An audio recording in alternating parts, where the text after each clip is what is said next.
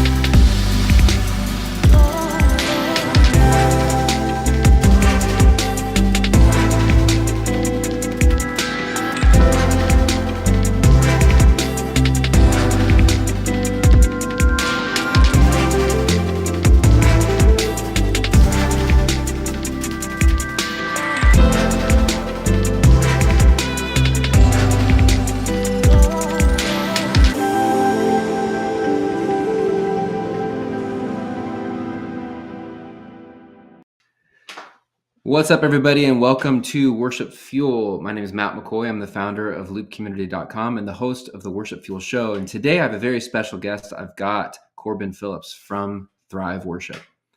We have a ton of songs on Loop Community and on CCLI for Thrive Worship. And they've got songs like 1,000 More, Coming Back. They've got a live album called Let's Have Church, and tons of other stuff, some new music that recently dropped that we're going to talk about. I'm really excited about this conversation with Corbin. So let's go ahead and bring in Corbin Phillips from Thrive Worship.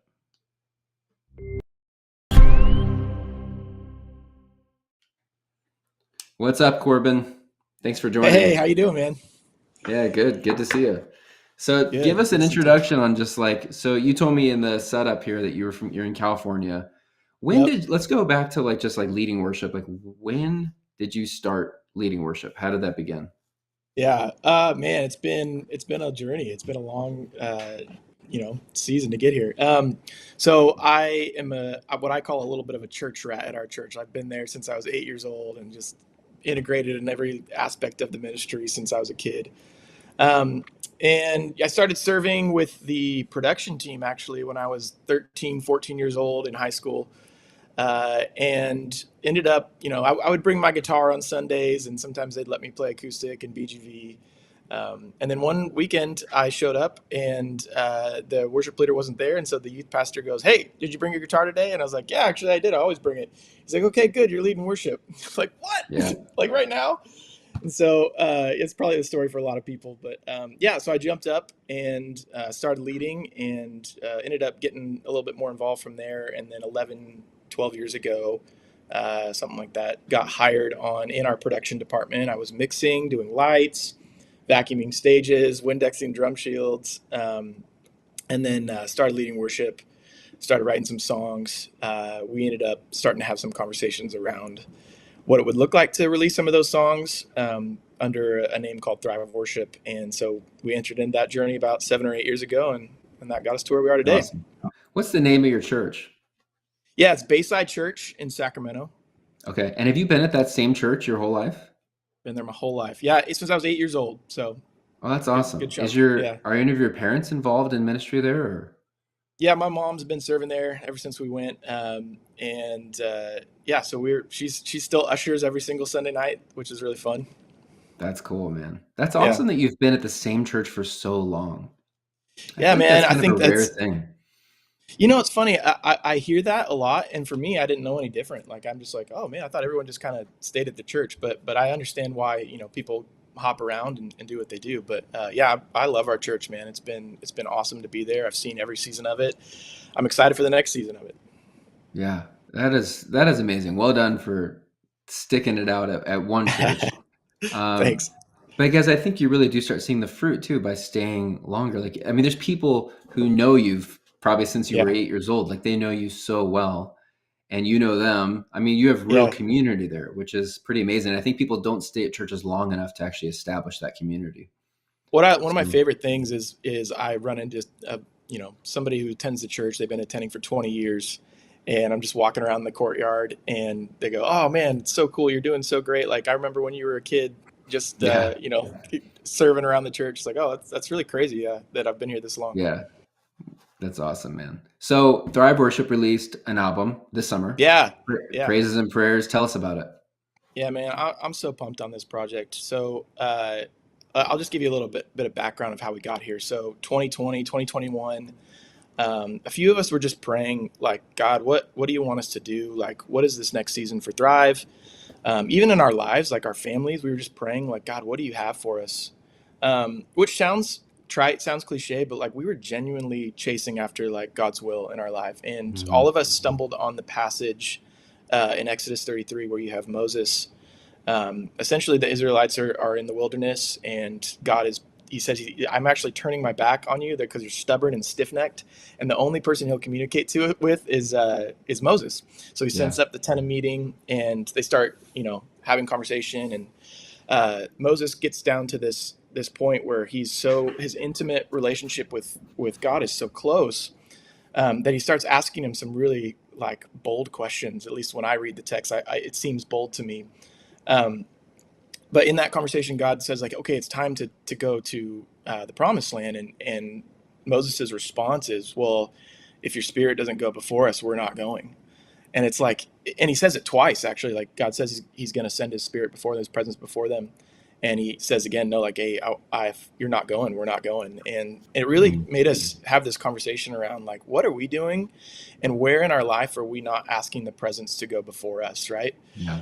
Because it'd be easy we're very thankful we have some gifted songwriters, some gifted worship leaders that have been in our ecosystem over the years. But at the end of the day, we don't want to just write, create, and do ministry for ministry's sake. We want to go because the presence of God is leading us in that direction. And so we just, as a team, started praying, God, why don't you let your presence go before us so that we know which step to take next. And so, yeah, it was kind of this humble moment, like that we had to come before the cross and go like, God, we just want to follow your leading here. And so it led us to write this song called If You're Not With Me, which is just essentially that prayer, like, hey, if you're not with me, I don't want it. And that was kind of the Kickstarter for what became Praises and Prayers, because we have this line in the bridge. It says, I lay my praises and prayers down on the altar.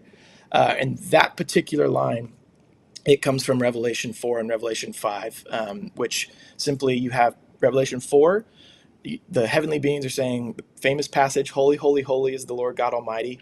But then in Revelation 5, you have the elders bringing prayers of God's people, what says like incense to the Father. And it just really struck a chord with us that God is actually with us in those praise moments and in the moments where we're desperately crying out for him in prayer. And so we just felt, in light of those things, that we felt like God was speaking, that we Mhm. needed to write songs for that. And so we did. That's awesome, man. So that is out, right? That's out right now. Yep. That's You can get it totally out. That's everywhere. amazing. All right, I get Yep. it. But we got the tracks, I'm sure, at Loop Community and charts at CCLI. You guys also just released Hark, your own We version of did. Hark the Herald is Sing, because 'tis the season. It's Christmas coming Yes. up. So Yeah, why man. did you guys decide to release Christmas music? Is this the first time, by the way, that you guys have done that? It's not the first time, although it kind of feels like it because we've got one or two under our belt before this. I think it was just last year. But man, our church does Christmas so big. It's like, it's crazy. Honestly, it's chaos. We have anywhere from 12 to 18 services every year. Yeah. Thousands of people come. My favorite thing is last year we had, a ton of people came, but we had a record setting 890 something salvations, which was just unbelievable. Wow. But really, what we've kind of set out to do, our founding pastor is a guy named Ray Johnston. He had this phrase that he used for years that we're a church for people who don't like church, and Christmas exemplifies that for us. We set up a service where anybody can come. I have good friends Hmm. who they own businesses, and they will invite their entire staff. So it's cool. It's like almost a little bit of an outreach in addition to what you would see in a traditional candlelight Christmas service. But anyways, my point being, we do it big, and we have a lot of fun. And every year we come up with what's the new creative Christmas arrangement that we can use. And it's crazy. Like even before we started releasing them, I would get around November 1st, I'd get about 500 to 1,000 emails within the Christmas season going like, I saw this on YouTube. You guys did this Christmas arrangement back then. Like, can we get the stems for that? We want to play it in our church. It was like, that's crazy that people Yeah. like are wanting to play what we do in church. But anyways, so we just decided, why don't we just put these out? Maybe there's something that this can be a resource for the church. Our whole heart, like honestly, one of the biggest things, my team almost gets annoyed with me because I say it all the time, but we just want to encourage and equip worshipers. And partly the way we do that is encouraging and equipping worship leaders whenever we can, because it's a community, right? Like that's what we're here to do, is to build each other Yeah. up. And so anyways, we released some Christmas music because we said there's a lot of people that would benefit from this that have been asking Yeah. for it. So why not give it to them? Yeah, that's awesome. And that is so helpful because every church in the United States is looking for some sort of Christmas special or some song, something to do fresh Yeah. that's new. And honestly, any resources that worship leaders like you guys can share is so helpful for churches who, a lot of Yeah. churches too have like volunteer worship leaders who don't have the time Yep. to be Exactly. like coming up with some sort of creative, huge new arrangement that's Totally. brand new. And so they have to be able to get a resource from someone who maybe is, this is what they do week in, week out. So Yeah. thanks for doing that, man. That's awesome. Oh man, we love it. It's so fun to be able to do Yeah. it and share it. And yeah, we're pumped. Yeah, it makes a big difference. So how can worship leaders during this Christmas season make sure that they're selecting songs that are both meaningful and worshipful? Because I know that you've got the people in your church who are like, okay, we've got to sing Silent Night, or they have very specific Yeah. worship songs. Got to sing Little Drummer Boy, or you got to sing Yep. these songs. But then how do you do it in a way where it really helps everybody without like actually really taking away from the worship time? How do you actually combine the two? Man, that's such a good question. And honestly, something that we've even had as an internal conversation with our teams. We actually had this phrase we said for a while that we believe that all Christmas songs are worship songs and vice versa. Yeah. Because really, there should be no difference. Like, yeah, Yeah. sure, we might not sing Joy to the World on Sunday morning in the middle of January or June or whatever, but Yeah. but the reality is it is a worship song. And so we've just tried to frame the way that we look at our Christmas services the same way that we would look at a weekend service in the middle of summer. Obviously, I told you before, we go a little bit more outreach on what we're doing with Christmas. So we change a few things, but the heart of what we do is truthfully to lead people into worship and ultimately to get people to commit their lives to Christ. And so we always have a worship song or two in our set in addition to the Christmas carols. It's funny. Last year we tried something really different, and it's one of the songs that's on this project. But sometimes it feels like testimony and story is something that can be extremely powerful within the context of life change. And so if you look at the way that Jesus taught, he taught in parables. I read a study that talked about at the DNA level, we're actually designed to receive information best through story. And so we wrote this song called What Christmas Really Is that we played in services last year. And it was unbelievable. We were kind of nervous because it's different for what you would play in church. But the impact that happened from it, it's a song that's all about the legacy of faith and the ripple effect of when someone chooses to follow Christ and they pass that on to their children and those children's children. So, but yeah, man, I think like for us, like we just have this goal of we want to see people meet Christ. And we get a really unique opportunity at Christmas to do that and to let them enter into the presence of God. And I honestly, that's all you have to do. The presence of God is so attractive. It's so captivating. And honestly, we're just doing our best to get out of the way and let him work in those services. Yeah. So are you a worship leader at the church like every week? Do you lead every Sunday? Yep. Do you enjoy, because some worship leaders love Christmas season and some worship leaders are like, oh no, I'm totally dreading this. The songs are more complicated. They're like, we sing them once and that's it. Like, do you love Christmas or are you like, we got to do it? It's a necessary.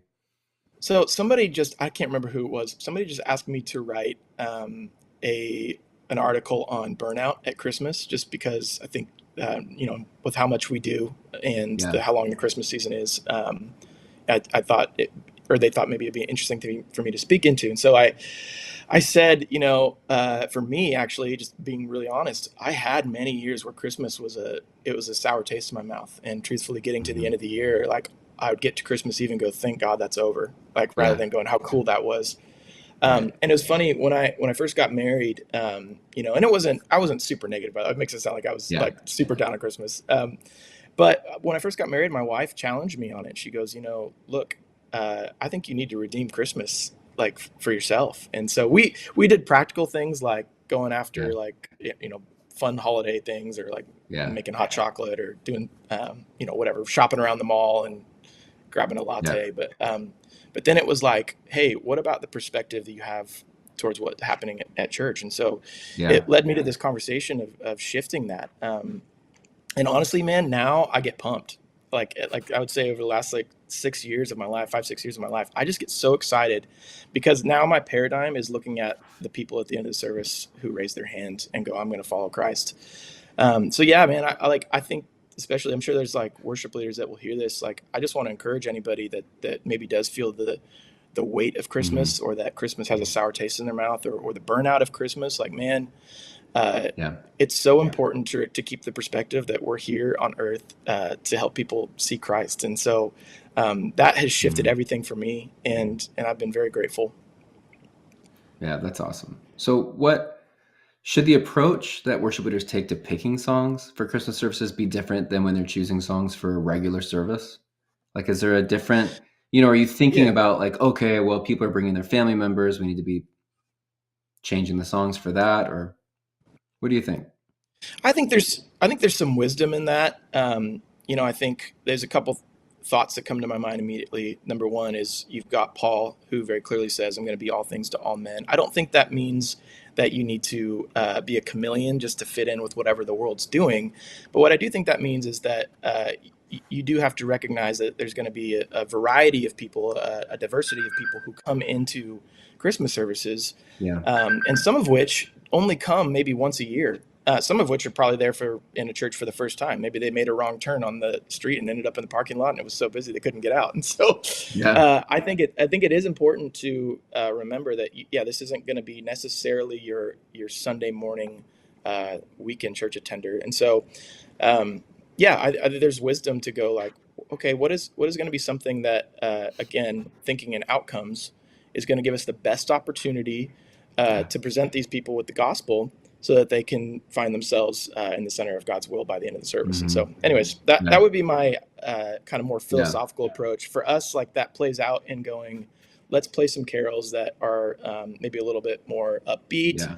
let me a little more accessible, like Joy of the World. Like, we have that one out. Hark, obviously, that we put out this year. Yeah. Things like that. But then also going like, man, last year the Speak Jesus was such a powerful song for not just our church, but across the world, right? And so we felt Mhm. like, man, what if we just sang that and allowed Yeah. people to have those words sung over them if they don't know it, And Yeah. so that would be my opinion, is like, yeah, let's remember that this is going to be a different audience than maybe it comes on a weekend. It's such a unique opportunity we have to tell the story of Yeah, Christ, dude. which is an amazing story, and to tell the story about his birth. And I mean, this is the month to do it. And so Yep. I think if we look at it from that perspective of like, hey, this is the chance, typically, it's something that we probably should be talking about all year long, but this is like 100%. the month where you can like really zero in on it. And it's awesome. It's a great opportunity. So what's your favorite Christmas song to lead Oh, that's a during? really good question. Um, it's funny. So, somewhere along the line, within the years of us doing Christmas, I ended up being the one that sings Silent Night at the end of the service, which is, the lights are off stage, like there's nobody looking at you. We're just literally, the pastors are out on the stage out in the audience, and they're got the candles up, and we're celebrating people who just got married or just had a kid this year, or who just raised their hand and Yep. become a Christian. And so, but then we do a thing where it's actually really cool. He pulls his light down. He says, "Everybody cover your candle." And he goes, "This is what the world looks like when the light of Christ doesn't shine, when believers aren't sharing the gospel. And it can feel cold, it feel dark, it's depressing. But something the opposite happens when Christians do shine their light. Watch the atmosphere shift on the count of three, and he goes 1, 2, 3, lift up your candle. And it originally was very stressful for me because they'd go 1, 2, 3, and they'd be like, all right, you got to sing Silent Night as soon as we say three. But we're on click and we're trying to find the Yep. next available downbeat to come in. And so I missed it for a few years, and so it became really stressful. But then I ended up doing it every year and kind of got a groove of it. And now it's to the point where everyone's like, well, now Corbin's going to sing Silent Night. And it's become like absolutely my favorite because it's just, you get to kind of just start the chorus and everybody sings with you. You don't really have to Yeah, do they anything. go for it. Yeah, man, it's awesome. So yeah, it's fun. One of my like major worship fail moments was I destroyed someone's Christmas Eve service by Oh no. I was leading worship, and I was supposed to lead Silent Night at the very end with the candlelight. Yep. They all had their candles burning, and the Yep. piano player starts playing like the opening, notes of it, and I could not hear the key of the song for some Oh reason. no.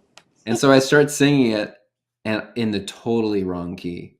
Oh And it was pretty no. obvious that it was the wrong key. So then I was like looking at the piano player, and then I was like, okay, let's start again. Yeah. So again, they gave me the note, and I could not hear it again. And I'm like, oh my gosh. So I start singing, and it's the wrong key again, literally not once, but twice. Twice. Oh And my everybody's goodness. standing there with like a burning candle looking at me like, you have just ruined our Christmas Eve service. Oh my gosh. The It was person that came for the first time, they're never coming back. Yeah, it Oh, was that's so funny, bro. horrific, man. Dude, I feel like so many people resonate with that because, like, how many times have I know for me, I'm just thinking about all the times I've done that, and Oh, like even on yeah, this Silent Night thing that I'm talking about, like how many times I I came in know. on the wrong beat, and oh yeah. Anyways, I that's funny, know. man.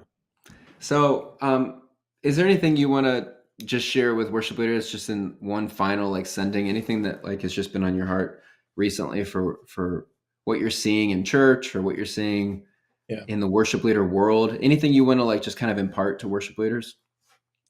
Wow. Man, I'll tell you, maybe even just going back to what we were talking about at the beginning, just fostering stories of faithfulness in your church. And Yeah, one particular piece that I might give as some advice on that was given to me through a book I read called The Tale of Three Kings. I've Um, read that. and It's a it, great book. dude, it's such a good book. And I think for people that are creative, people who are driven, people who have the gift of leadership, who are pastoral, there is a natural instinct that we all have to want to move forward quickly and to take new ground quickly. But I would say that I think I don't feel like I'm old, but I'm in my mid 30s now, and I got a few kids, and I think Yeah. I'm very appreciative of the times that God didn't allow me to run when I wanted to. Mhm.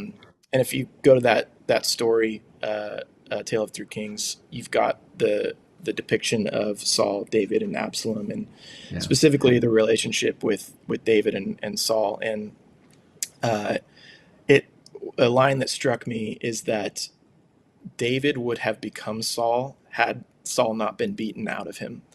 Um, and Mm. I think it's really important to embrace pruning seasons rather than to run from them or try to fight them, because the scripture says, John 15 says that he prunes the fruit that is bearing fruit. He prunes the branches that are bearing fruit because Yeah. he wants them to bear more fruit. And so sometimes I know this is true with my life. I look back on the things that God's allowed me to do, and it's so humbling, and I can't believe it. Um, but I think about if he would have allowed me to do some of the things that I did even 10 years ago, I don't think I could have carried the weight, Mm. because he had to take me through pruning processes. He had to build up that endurance. He had to build up my faith and my strength. And I feel him doing that even as we're speaking right now. Like we're in seasons that where God is going to prune us, and he's going to take us what feels like a step backwards so that we might go 3 steps forward. And so Yeah. it's a little bit of a long-winded answer, but I just want to encourage anybody that's hearing that right now that feels stuck or feels like they're going backwards. Like maybe you just need to embrace what God is actually doing to build some new fruit in you. We had Yeah. a pastor actually this weekend that shared. I thought it was so brilliant.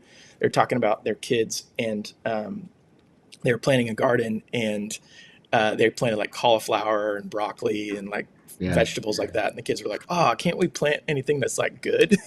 And she's like, the thing that caught her about it was like, well, what in our lives are we like saying, God, like, why are you planting these things? I don't want these things. Like, these are not good. Yeah. These are not delicious, you know, like, but Mm-hmm. maybe those are the things we need to embrace. Maybe those are things that God's asking you to embrace right now because he wants to build those foundational things that are going to make you the healthiest leader and the healthiest worship pastor that you possibly can be. So that's my Yeah. encouragement. That's a good word, man. Thanks for joining us today. It was great meeting you, and appreciate your Yeah, heart. man. Thanks for what you're Dude, doing thank just to you. resource worship leaders and churches. It's awesome. Dude, It's thank great. you. Same to you, man. You guys are crushing it. It's absolutely amazing that we get to partner with you. So thank you. Thanks, man. Yep. Blessings. Merry Christmas. Merry Christmas. Yeah.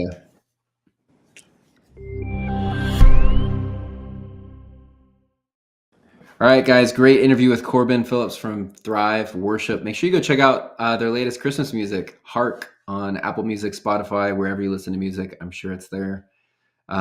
We have all the tracks and charts at Loop Community, so go check that out. Also on CCLI Song Select, they're there as well. And make sure you hit the subscribe button to stay tuned for future interviews. Glad you joined us today. See you later.